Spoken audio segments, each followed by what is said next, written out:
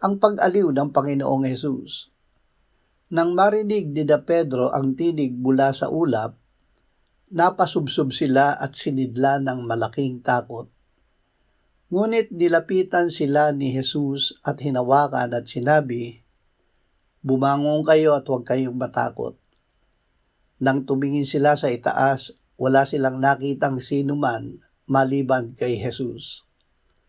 Sa kabila ng ating takot sa harap ng banal na Diyos, si Hesus ang lumalapit sa atin upang magbigay ng lakas ng loob na nagpapatunay na siya lamang ang tanging kailangan natin.